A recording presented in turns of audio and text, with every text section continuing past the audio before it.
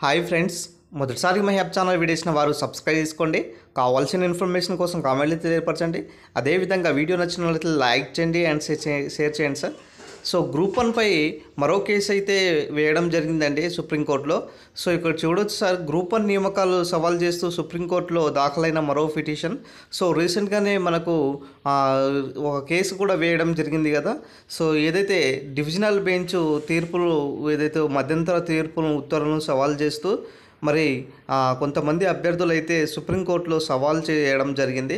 So supreme court ఏం చెప్పిందంటే, మొన్న రీసెంట్ కేసులో ఏదైతే అపాయింట్మెంట్ లెటర్స్ ఇచ్చారో అవి తాత్కాలికంగా మాత్రమే, మరి ఈ యొక్క ఫైనల్ అనేది మా యొక్క కోర్టు యొక్క ఆదేశాల మేరకు ఉంటాయనేసి కూడా మరి చెప్పడం జరిగింది.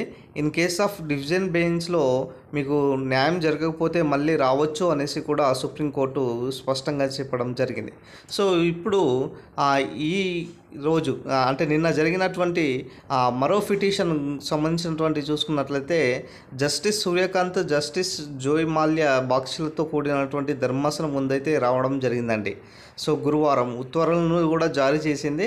తెలంగాణ హైకోర్టు ఏకసభ్య ధర్మాసనం ఏదైతే సెప్టెంబర్ 9న జారీ చేసినటువంటి ఉత్తర్వులను సస్పెండ్ చేస్తూ డివిజనల్ బెంచ్ గత నెల 24న జారీ చేసిన ఉత్తర్వులను వ్యతిరేకంగా వేముల అనూష్ అనే అభ్యర్థి దాఖలు చేసినటువంటి పిటిషన్పై విచారణ మొదలు పెట్టకుండానే ముగించిందండి. ఎందుకు ముగించింది అంటే, డివిజనల్ బెంచ్ తీర్పు వచ్చిన తర్వాతే మా దగ్గర రావనేసి చెప్పడం జరిగింది కదా. సో అందుకోసమే ఇక్కడ ముగించడం జరిగింది. సో చింతలపాటి ఉపేందర్ అండ్ రాములు కోడెం అనే అభ్యర్థులు ఇదివరకే దాఖలు చేసిన పిటిషన్లపై ఈ నెల 7న విచారణ జరిగిన ధర్మాసనము హైకోర్టు ఉత్తర్వులపై స్టే ఇవ్వడానికి నిరాకరిస్తూ ప్రస్తుతం జరిగే నియామకాల్లో హైకోర్టు డివిజనల్ బెంచ్ వెలువరించే తుది ఉత్తర్వులు లోబడి ఉంటాయనేసి కూడా స్పష్టం చేసింది. సో ఈ ఉత్తర్వులు ఈ పిటిషన్ను వర్తిస్తాయనేసి పేర్కొంటూ ధర్మాసనం విచారణకు ముగించిందండి. సో మొత్తానికైతే డివిజనల్ బెంచ్ తీర్పు అక్టోబర్ 17న ఏదైతే తుది తీర్పు ఇవ్వబోతుందో ఆ తీర్పుకు అనుగుణంగానే ఉంటాయనేసి, అదేవిధంగా ఇన్ కేస్ ఆఫ్ మీకు అక్కడ అన్యాయం జరిగితే మళ్ళీ సుప్రీంకోర్టుకు ఆశ్రయించవచ్చు అనేసి కూడా స్పష్టం చేయడం జరిగింది. అంటే ముందు డివిజనల్ బెంచ్ కేసు ఉండగా మేము ఎలాంటి జోక్యం చేసుకోము అన్నట్టుగా చెప్పడం జరుగుతుందండి.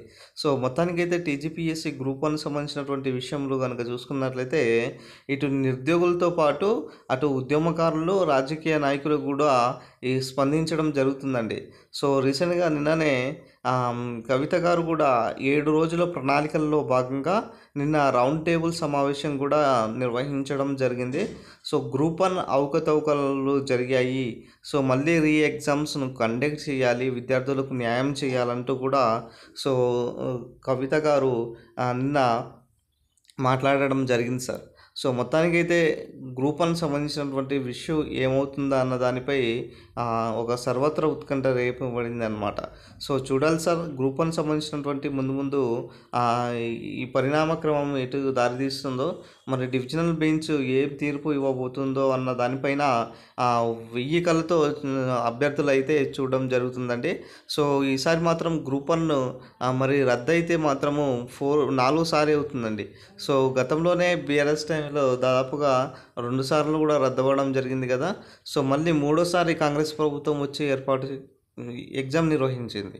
సో దీంట్లో జివో నెంబర్ 29 వల్ల అన్యాయం జరిగిందనేసి అభ్యర్థులు కూడా ఆశ్రయించడం జరిగింది.